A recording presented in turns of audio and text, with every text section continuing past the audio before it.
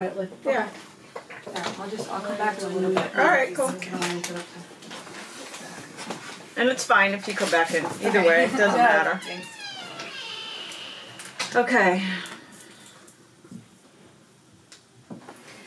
Okay, so our next segment today is on habits, discipline, and greatness. How do we create amazing habits so that we can achieve whatever dreams we are setting out for?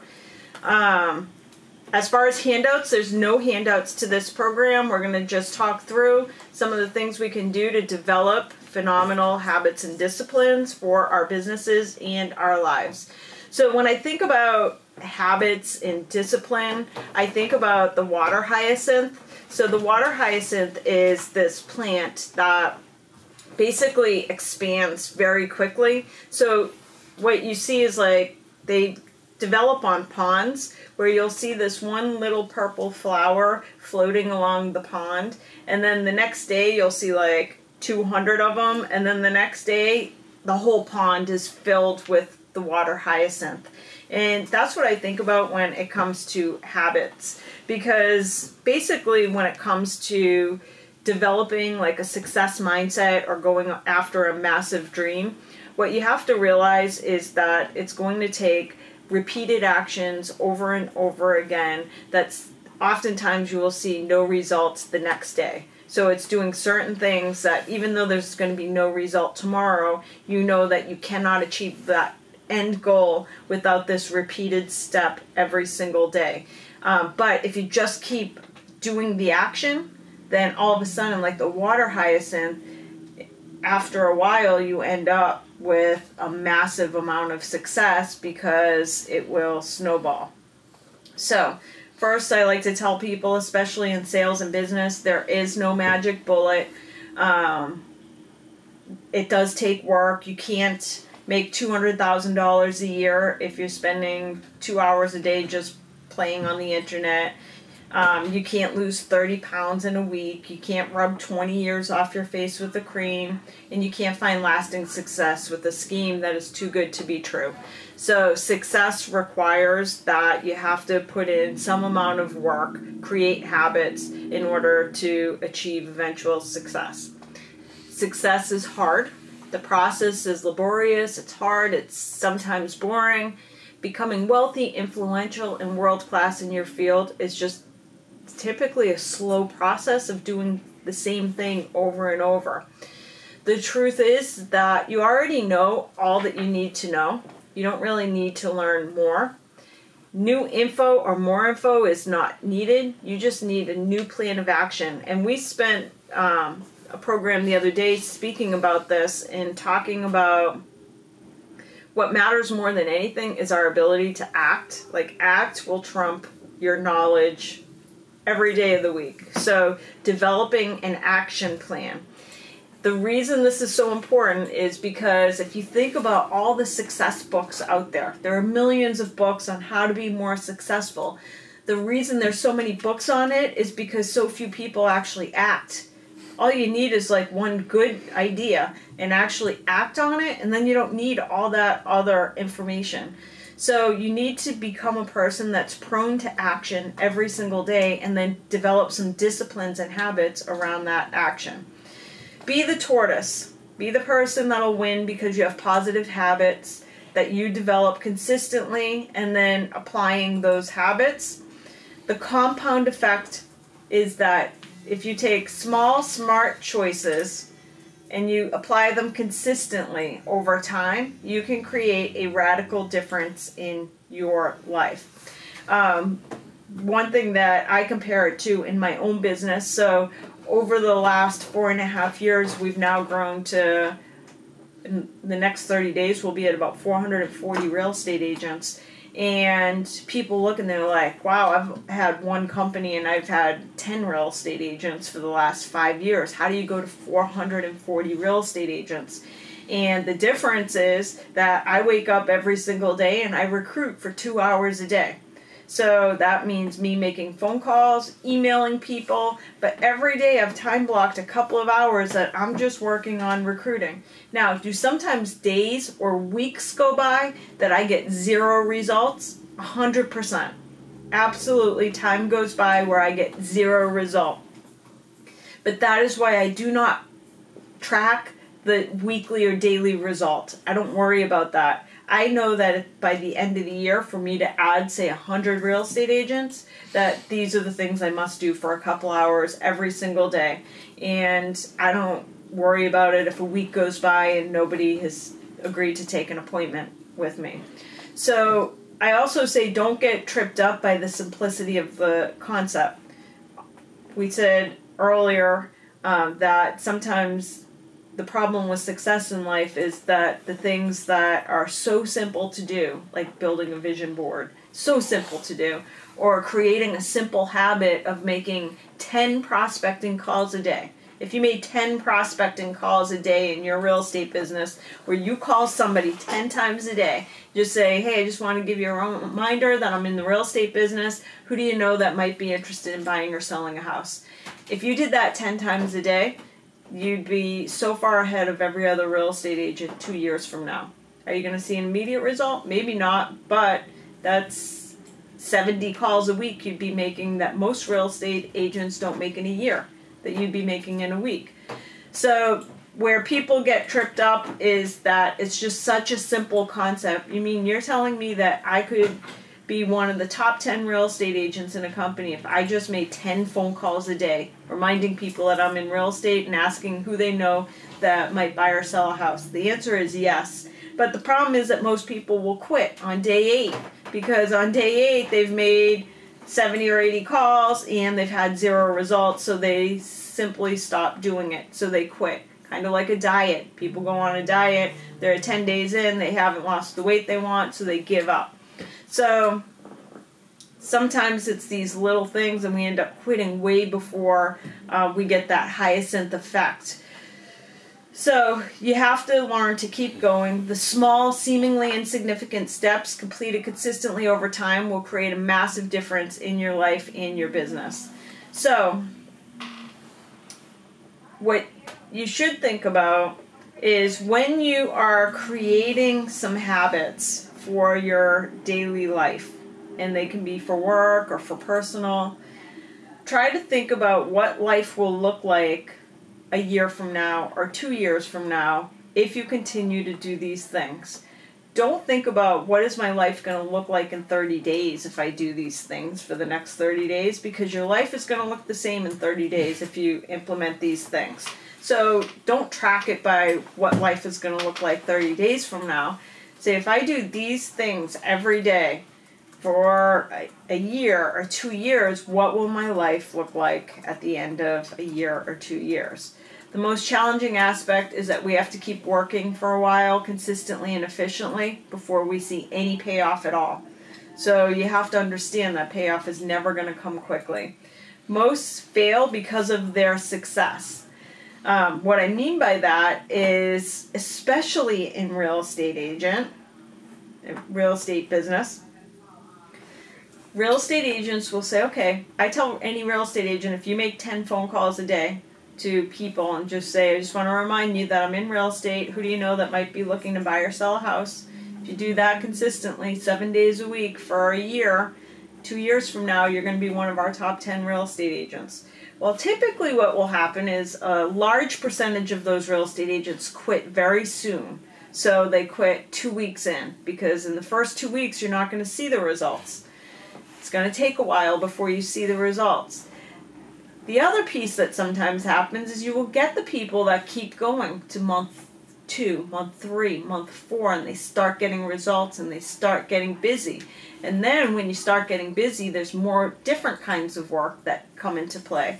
And so now we're out showing houses, meeting with clients, doing our marketing stuff, and the one thing that we stop doing is the stuff that got us the business to begin with. Mm-hmm. So we end up sometimes failing because we were successful at the habit that got us to where we wanted. So that's why it's important. One of the things I do is time block. The most important things in my life are time blocked into my schedule. So for me personally, I like to work out for an hour a day, either yoga or running. I time block it. It's important for me, for my personal well-being, and I have to do it. The other piece, I time block 1 hour a day of reading, People always say to me, how do you read so many books? It takes me a year to get through a book, but you've read 50 books this year. And I say, because I've made it a priority. I've time blocked 1 hour a day into my schedule that nothing else is going to get into that hour until I've read for my 1 hour. So figure out the things that you need to be successful. Remember, it's not going to be fast. Don't try to fool yourself into believing that some of these successful athletes or successful real estate agents or successful business owners, the ones that have climbed to the pinnacles of success, none of them were an overnight success. So we like to look at them and say, wow, Dan O'Connell, our #1 real estate agent, making over $1 million a year. He has it so easy. I don't see him out marketing and sending out postcards. But Dan was a UPS driver and retired from his business, and he hustled and he hustled and he did all the stuff that all of us have to do in real estate agents. And then 10 years later, he's finally seeing the massive results of the hard work that he put in. Definitely did not happen overnight. So know that the compound effect is always working. All the compound effect says is that the effort you put in keeps snowballing. So that effort keeps snowballing and it gets bigger and bigger, so eventually you're going to have a massive effect. The compound effect is different than saying if I do something today, I'm going to have a result tomorrow. What the compound effect says is that if I keep doing these little things each day, that it's going to snowball into a massive effect at a future date. The other thing to think about is that our choices can be our best friend or our worst enemy. They can deliver us to our goals, or they can send us orbiting to a far-off galaxy. And all we do every single day is we make decisions. And when it comes to a decision, like what event am I going to attend tonight? Which listing presentation am I going to do? Which marketing piece am I going to do? Everything you do will either push you closer to your goal or it will take you a step back from your goal. So just realize that every decision you make is having an impact on the effect that you're going after. Every choice matters. You make choices and then your choices make you. So every choice has an impact on your life. Your biggest challenge isn't that you've been intentionally making bad choices, because that's easy to fix. Your biggest challenge is that you've been sleepwalking through your choices, not even aware that you are making them. So this is interesting. Many people know that for the last 10 years I've gone out and I do a ton of interviews with highly successful people. And one of the things I've spent a great deal of time on over the last year or so is getting really good about who I'll say yes to for an interview. Because now I get requests all the time. People will reach out and say, will you interview me for, or interview this CEO or this business leader? And what I realize is that for me to interview someone requires me to go somewhere, spend time with them. It takes me a couple of hours to write the article, go through approval process. So every time I commit to an article, it's going to take me 4 hours of time at a minimum. So I have started to get better at saying, all right, what is the impact of the time I spend here? Is there a better place that I could spend the time, or is it really worth my time to go out and do that interview? And it's interesting because we think about all these teeny tiny choices that we make. I mean, nobody wakes up and decides to become obese. Nobody wakes up and decides that they want to go through a bankruptcy. Nobody wakes up and decides that they want to go through a divorce. But all of those are consequences of small little decisions and choices that we made over time that had a compound lasting effect on our lives. And for most of us, it's the frequent, small, inconsequential choices that are a grave concern. The ones that you think don't make any difference are the ones that you should be concerned with. So what are the small choice differences we can make every single day? So one small choice we can make is, like, when we are confronted with a situation, we can choose to complain about it, or we can find gratitude in the opportunity that comes out of every bad thing that happens in our lives. So you can choose gratitude or you can choose complaining. One is going to take you closer to your goal, one's going to take you away. Another choice you can make is owning every decision or blaming others. So I will tell you that to get to where you want to go in your business and life, you have to own every mistake. Doesn't mean that somebody else may have contributed to a mistake, but you have to own it. You have to look at everything and say, when you go on a listing presentation and you lose it because the other real estate agent was better than you, it's not about that person, it's about you. What can you do? What can you do so you own it and say, it's my fault I didn't get the listing presentation. It's my fault that a particular real estate agent chose another company instead of LAER. Own each choice that you make. So you can create kind of a scorecard. Pick an area of life where you want to be more successful. Picture where you want to be, richer, thinner, happier. It's time to become conscious of every choice you make so that you can become smarter about each choice you make moving forward. Take every action. If you've decided you want to get out of debt, you're going to track every penny from your pocket. If you decide you want to lose weight, you got to track everything that you put in your mouth. No matter the goal, track it.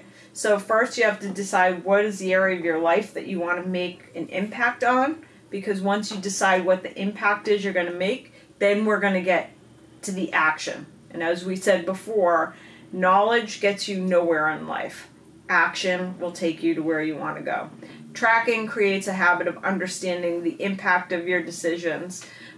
Interestingly, over the last several years, I've had a bunch of friends that have had massive weight loss, and almost always I'll be like, oh, what program did you use to lose weight? And most of them, I forget the name of the app, but there's an app where you just track what you eat, and that's how they lost their weight. For the first time in their lives, they decided they needed to lose weight, so all they did was started tracking the food and the calories they were eating on a daily basis, and they lost the weight.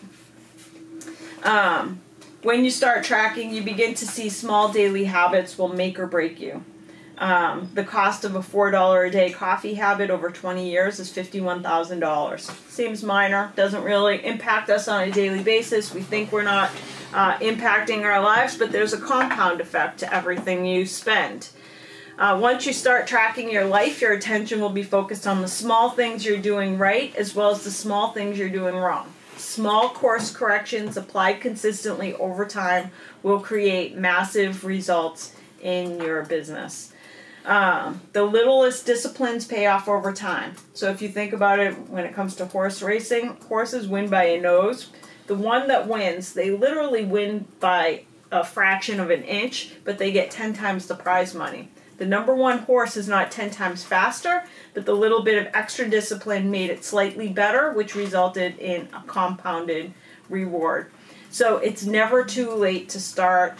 Every great act, every fantastic adventure starts with a tiny step, and the first step always looks harder than it is. And I talked about this in another program. Like, if you want to be a phenomenal listing agent, and we've talked about this in the listing class and the buyer classes, like, have your listing presentation ready so that if somebody comes up to you today and says, I'm interested in listing my house, it's not like, oh my God, somebody wants me to sit with them. Be ready. Have your buyer packages ready. I've said that last year I decided that instead of running, God knows how many miles each day, 5 days a week, I was going to start to pace it back, and I wanted to get into a discipline of yoga each day. And it took forever for me to start doing that yoga practice, but really what it took was getting prepared so that I could do it every day. Now I do yoga 5 to 6 days a week at 5:30 in the morning because I know I can roll out of bed, my stuff's ready, my yoga mat's in my car, and I can get to the hot yoga class. So if you're not prepared to act, it makes it so much more difficult to act. You have an incredible power to change your life by changing your choices. It's all these little teeny steps, It's being prepared for the buyer, being prepared for the listing, being prepared to go to the gym early in the morning, and then creating a habit out of it. First, being prepared. Second, just creating a habit that this is what happens every single day, and you don't even have to put emotion or thought into it. So habits are what we repeatedly do.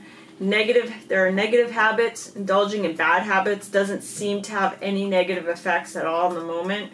However, they are compounding. Just like we talked about the compound effect, the slightest adjustment to your daily routine can dramatically alter the outcome of your life. I could tell you that just having now practiced yoga for the last 7 or 8 months early in the morning, I can't even imagine a time that I lived without it.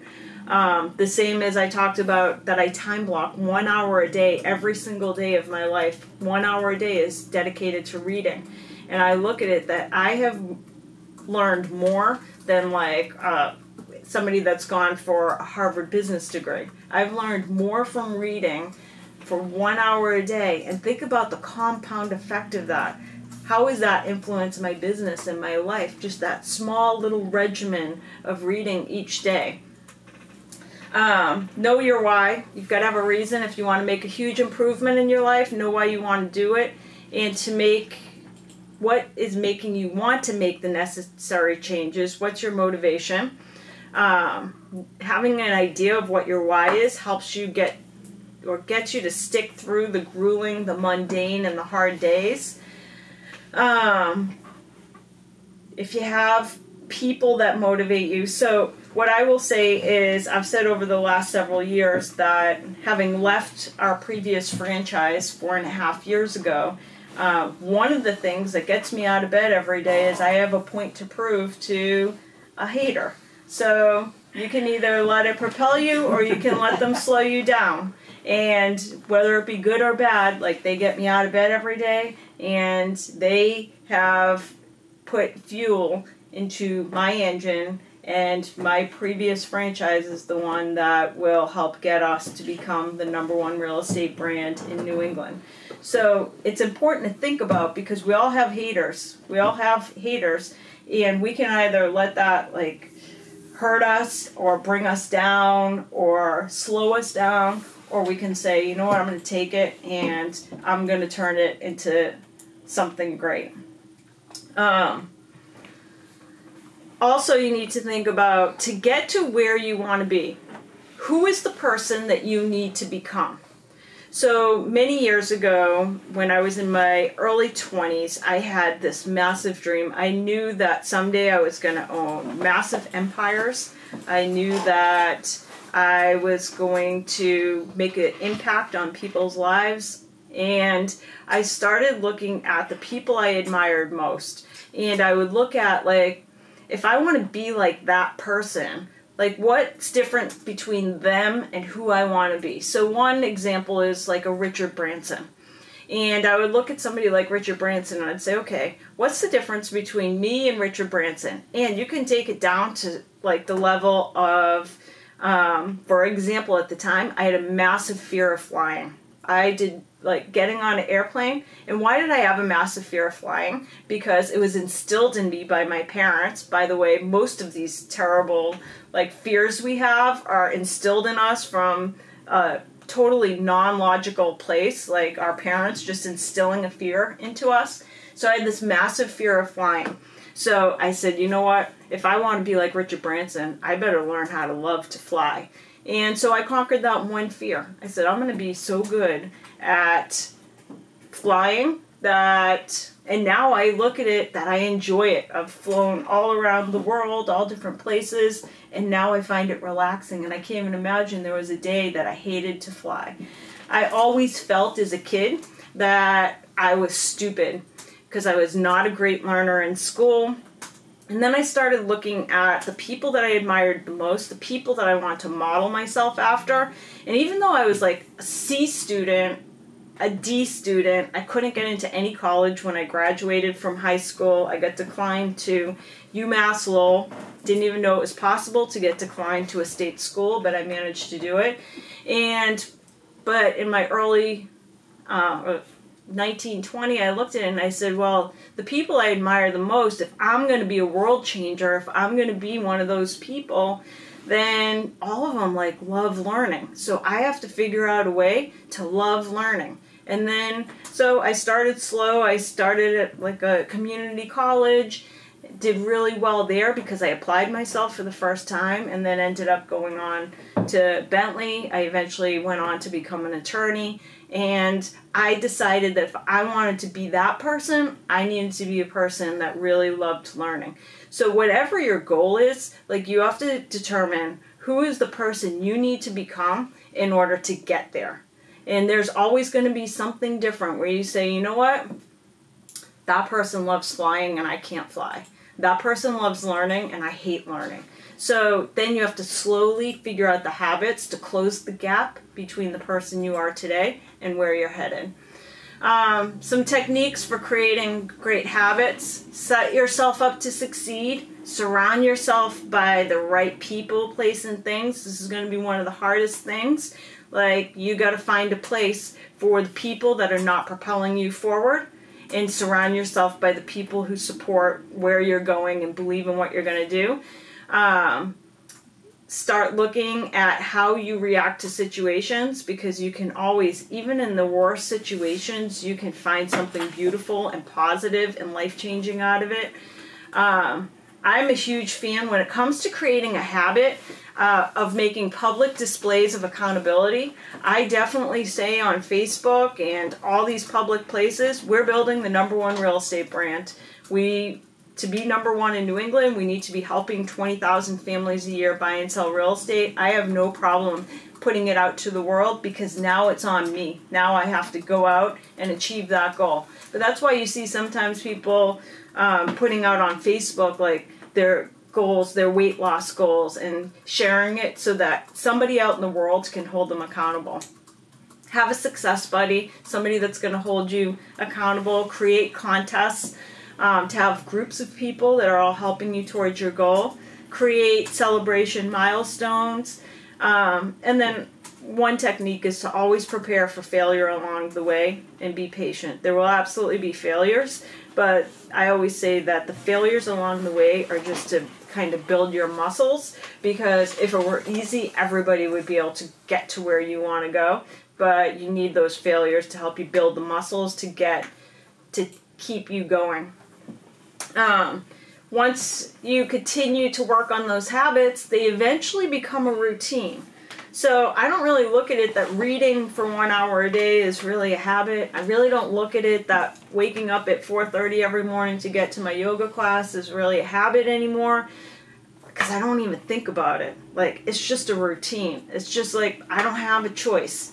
And that's where you want it to get to. Because the habit's like, I get a choice. I don't have to wake up at 4:30 this morning to get to my yoga. But I don't think of anything like that. I look at it like, I'm going to yoga. I have to get up at 4:30 in the morning. It's part of my routine. I have to read for 1 hour a day. It's part of my routine. A daily routine built on good habits is the difference that separates most successful from everyone else. Think about, what are you doing to win the day? So I talked about some of the things that I do to win a day. Like Larry Bird. As a kid, Larry Bird practiced doing 500 free throw shots before school every day. Is it a coincidence that he was one of the most consistent free throw shooters in the history of the NBA? Probably not. But think about the things that you can do to win the day. It doesn't have to be 100 things that you're going to do to win the day. You also don't have to win every day. So I know for me to win a day, I have to attend a yoga class or go running. So I basically have to spend at least 1 hour exercising or yoga and meditation. I have to do my two hours of recruiting calls.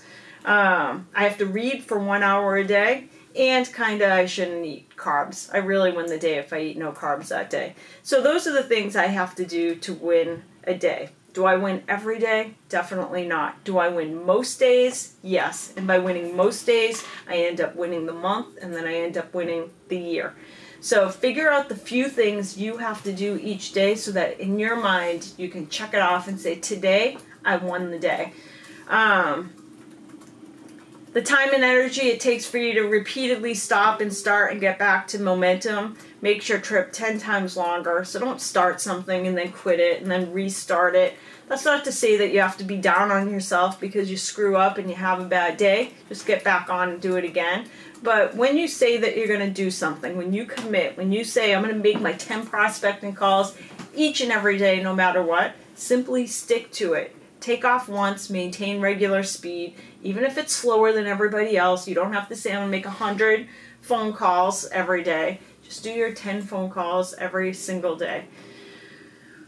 Control your influences. Like, this is really important. So anybody that knows me knows I absolutely never watch the news. I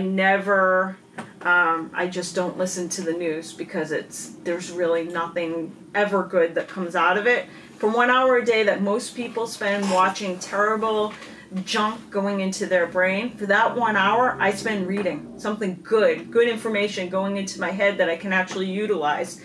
Garbage in is garbage out. Control the media and the bad information going into your head.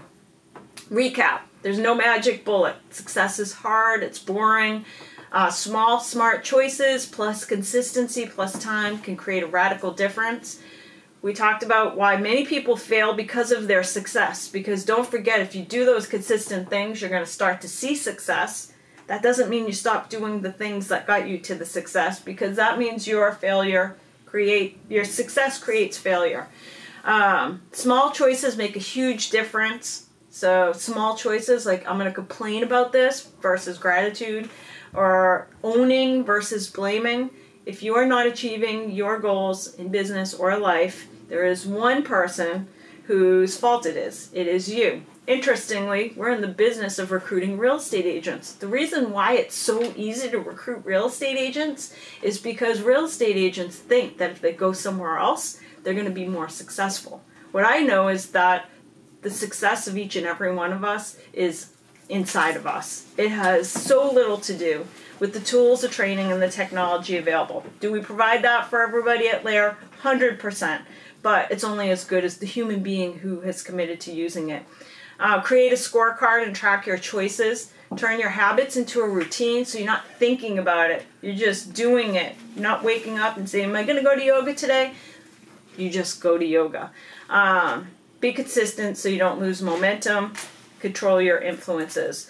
3 best books to read when it comes to creating habits and discipline. 3 of my favorites. The Compound Effect. Darren Hardy, who is my personal coach for many years, wrote The Compound Effect. The Slight Edge by Jeff Olson. Honestly, these 2 books are the same book. It's the same exact idea. So either read The Compound Effect or The Slight Edge. Literally the exact same concepts with different stories. And then also The Power of Habit by Charles Duhigg. Great book on how to create phenomenal habits for your business and life. And that is it on habits and discipline.